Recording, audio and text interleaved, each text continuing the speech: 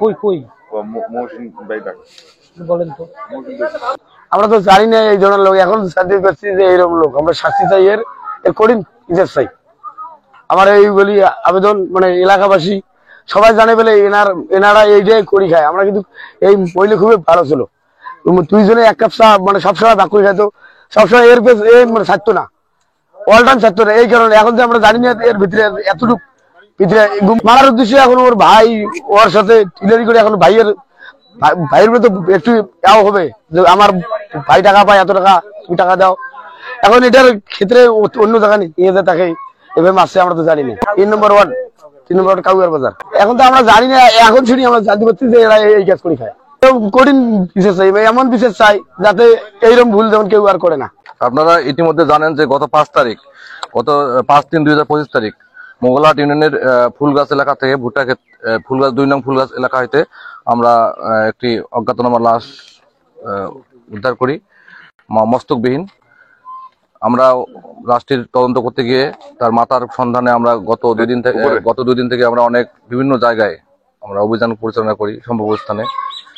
পরবর্তীতে আমরা এক প্রেক্ষিতে যে আশরাফুল, আমরা তার স্বামী যে তার সন্ধান পাই, তার লাশটা শনাক্ত করতে সম্ভব হই, এনআইডির মাধ্যমে লাশটা শনাক্ত সম্ভব হয়। তার বাড়ি হলো আদিতমারি থানার দুর্গাপুর ইউনিয়নের কুটিবাড়ি এলাকার চরের মধ্যে।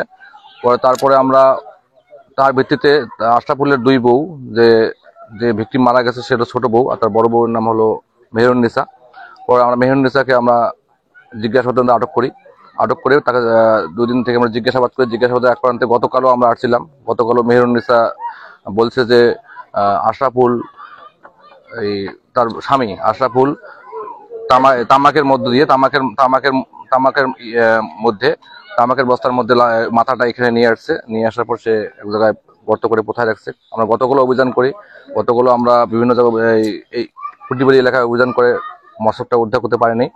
আবার আজকে গত রাতে আমরা মেহেরুন্নিসাকে আবার জিজ্ঞাসাবাদ করি। সারা রাত জিজ্ঞাসাবাদে এক পর্যায়ে স্বীকার করে যে লাশ আশরাফুলে মাথাটা নিয়ে আসছে। মাথা নিয়ে এসে সে মাথাটা তার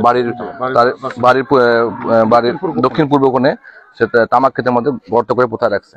পরে আমরা মেহেরুন্নিসার তার বড় বউ মেহেরুন্নিসার তথ্য মতে আমরা ওইখানে অভিযান পরিচালনা করে অনেক খোঁজাখুঁজির পরে আমরা স্থানীয় লোকজন সহযোগিতা, স্থানীয় এপি চেয়ারম্যান, আমাদের বিজিবি সদস্য ছিল, আমরা সবার সহযোগিতায় আমরা মাথাটা খুঁজে পাই।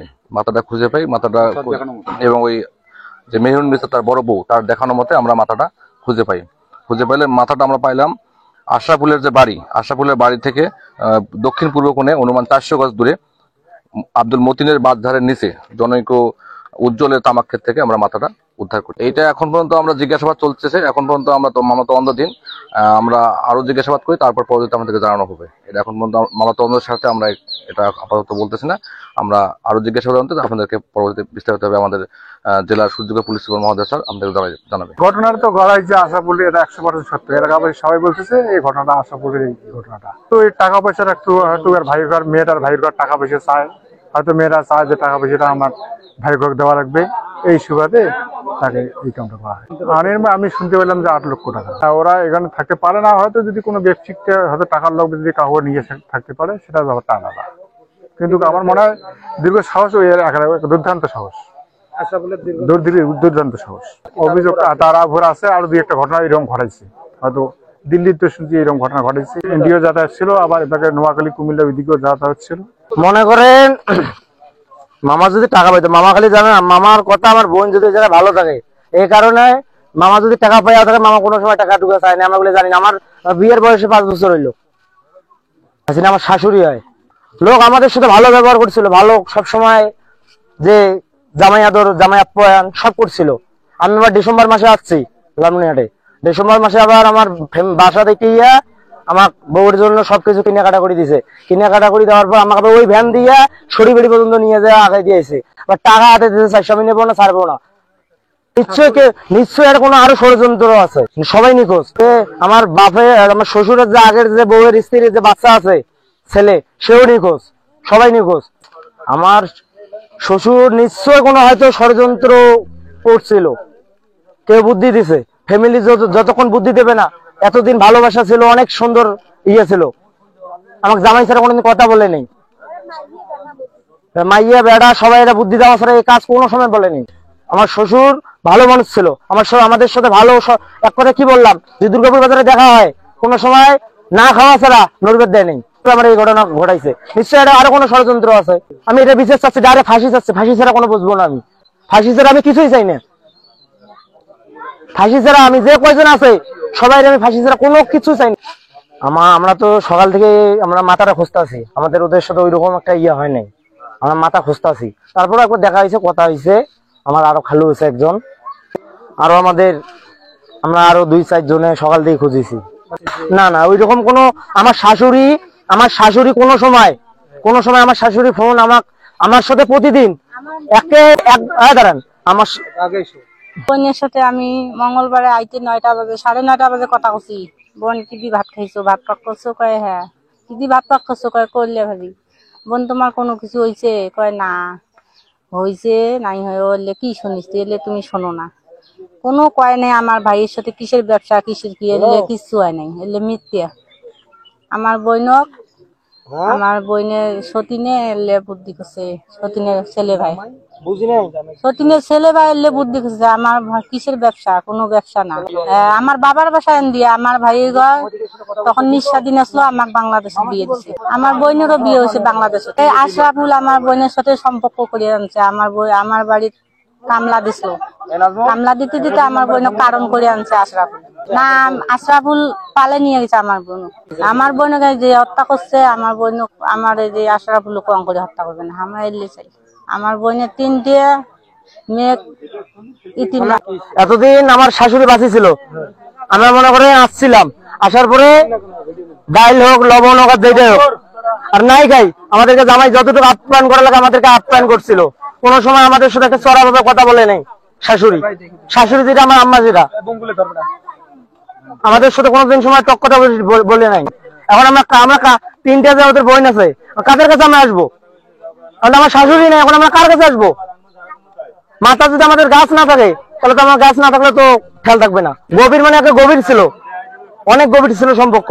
আমার শাশুড়ি আমার ফোন দিছে, ফোন দিয়ে বলে জামাই, আমার শাশুড়ি ঢাকায় ছিল, ফোন দিয়ে বলে জামাই এখন তোমার শ্বশুর তো ডাকপান আছে বাড়ি ডাকার পরে আমরা বসিয়ে আমরা ঘর তুলে দেবে, ঘরে উঠে দেবে। আমি আমার শাশুড়ি বলছি মা দেখো তোমার যদি আগে বড় বউ আছে, হয়তো যদি কাজে যাবে ভালো লাগে না এইসব গ্যামজাম, আমরা থাকি ঢাকায়, এখন কে কি করবেনি, আপনার জায়গায় কে আছে, কে কি করবেনি। শাশুড়ি কয় না আপনার শ্বশুর বলছে ঘর তুলে দেবে, জমি আলাদা করে দেবে। আমি বললাম দেখো বুঝি শুনি যেটা যদি ভালো হয় আপনার উনি ওইটা করেন। ঠিক আছে, আসলো ভালো, প্রতিদিন আমার সাথে প্রতিদিন একবার হইলো কথাবার্তা হয়। আমি মনে করেন মঙ্গলবার রাত্রে ফোন দিছি, ফোন বন্ধ পাইছি। আমি মনে করি এদিকে একটু নদীর সাইডে তো নেটওয়ার্কের সমস্যা প্রবলেম থাকতে পারে, পরে আর আমি দেই নেই ফোন। আমি এবার ডিউটি করেছি, শরীর এমনি খেলাম তো আমি ঘুমাই পড়ছি। সকালে আমার ডিউটি হলো বিশিপ, বুধবারে ডিউটি আমার বিশিপ, সরি বুধবারে আমার ডে অফ, বৃহস্পতিবারে আমার ডিউটি বিশিপ। পরে বুধবারে ফোন দিছি, প্লেনে একটা কথাবার্তা বলি। আবার ওনার যে আমার যে স্ত্রী আছে উনি আবার প্রেগনেন্ট, কি রে একদিন হলে তো কথাবার্তা বলবে, কথা নাই, ফোন বন্ধ। তখন আমি কি করছি, পরে ফ্যামিলিকে আমার ফোন দিছি। তখন আমার আম্মু বলে বাবা কেমন আছো? আমি বললাম ভালো আছি। কথাবার্তা এমনি যা সাধারণ ভাবে বলার পর আমার আম্মু বলে, বাবা দুর্গাপুর বলে কি জানি জায়গাটার নাম, না ফুলবাড়ি, যে জায়গায় মরদেহটা পাইছে ফুলবাড়ি, ওই এইদিকে নাকি দুর্গাপুরের, হ্যাঁ ফুল গাছ, এইদিকে নাকি একটা কি ফেসবুক কি দিছে, মানুষ মারি ফেলাইছে। কি জান, আমি তো ফেসবুক দেখিনি, আমার আম্মু বলছে ফেসবুকে নাকি দিছে, দেখছিস? না, আমি অত একটা খেয়াল করিনি। তখন আবার আমার তো সবসময় ওয়াইফাই ডাটা, আমি অফিসিয়াল চাকরি করি, অফিসিয়াল সুপারভাইজার, আমার সবসময় মনে করেন আছে। আবার আমার যে সিনিয়র আছে সেও, আমি প্রথমে কিন্তু হেল্পারই ছিলাম, পরে আমি ফেসবুকে ঢুকছি আমার আম্মুর সাথে, এমনি আম্মু কই কি জান, পরে আমার আম্মু ফোন কাটিয়ে দিছে, ফোন কাটিয়ে দেওয়ার পরে আমি ফেসবুকে ঢুকছি। ফেসবুকে ঢোকার পরে ভিডিওটা লাইভ, সরাসরি লাইভ দেখতেছি, সরাসরি লাইভ দেখি চিনতে পারতাছি না কে না দেখে, আমাকে কোন জায়গার কোন তো ইয়া নেই। পরে আমার আর ধারণা আসলো না, বলে আমার শরীরের মোবাইল বন্ধ, এটা একটা কল্পনা আসলো না। পরে কিছুক্ষণ পর আমার ছোট শালা আছে, আমার ফোন দিয়ে কয়, আমার যে বড় যে শালি আছে, ওনার নাম্বারটা দেন তো। আমি বললাম কে, কয় নাম্বারটা দেন, দিয়ে ফোনটা কাটি দিল। কাটি দেওয়ার পর আমার ওয়াইফ আবার বলতেছে, একটু ফোন দিয়ে দেখেন তো কি হয়েছে, একটু ফোন দেন দেখেন কি অবস্থা। পরে আমি ফোন দিছি, ফোন দিয়ে পরে আমাকে বলে, মামার ঘর ফোন দিছে, খালা নাকি মারা গেছে। কি আমি মনে করেন খাট ভাঙি, মনে করেন যে অবস্থা। পরে আমার বউ প্রেগনেন্ট, তো আমি জানাইনি, না জানার পর আমি বাইরে শিওর হয়েছি। তারপর আমি কনফার্ম না, পরে মিজান স্যারের সাথে কথা হয়েছে, ওই মেম্বারের সাথে কথা হয়েছে। তারপর আমরা অত একটা কেয়ারফুল না, যেহেতু কোনো ছবি নাই, কিছু নাই, কল্লা নাই। পরে মনে করেন আমরা করছি। বড় ছেলে আছে তিনটা, একটা নাম মেহেরুল, একটার নাম মিটু, আর একটা নাম জানি কি মিজান। আমরা ডাইরেক্ট ফাঁসি চাই, ফাঁসি ছাড়া আমি কিছু জানি না। আমি এতদূর, আমি ঢাকা থেকে আসছি, আমি এ পর্যন্ত ঘুম কি জিনিস, খাওয়া কি জিনিস, এ পর্যন্ত আমার দানা বেড়ে যায় নাই। ঝগড়া রোজ হয় আমার বড় মার সাথে। যখন আমার আব্বু ঘরে থাকে তখন কোনো ঝগড়া নাই, যখন বাইর হয়ে যায় তখন অনেক অনেক বকে, মা বাবা আমি অনেক বকে। আমি মাদ্রাসায় ছিলাম, আমাকে ভর্তি করে দিছে, তো এক মাস মাদ্রাসায় ছিলাম। আমার এই মঙ্গলবারে আমাকে নাস্তা নিয়ে, আমি আম্মুকে ফোন দিছি, আম্মু আমার নাস্তা নাই। তা আম্মু নাস্তা নিয়ে গেছে মঙ্গলবারে, তা আমার টাং বসে দিছে, আমার মানে আমার ঝাঁঝার আগে তারা দিছে, দিয়ে আসছে মানে আমার জীবনের মানে মানে শেষ থেকে দেখা দিয়েছে আমার মা, আর নাই। এমনি গালাগালি দিত, দেখা মাত্র এমনি গালাগালি, মানে সহ্য করতে পারতো না, দেখতে পারতো না। যখন আমার মা আসার পরও কিছু কাজ করে না, সব কাজ আমার মা করে, তবুও বলে কিছু করে না। হাসি চাই আমার মার বদল ওই মহিলার আমি নাচ চাই, যেমন কি নাচছে আমার মা, না বলে আমার ভিতরে আমি মারি।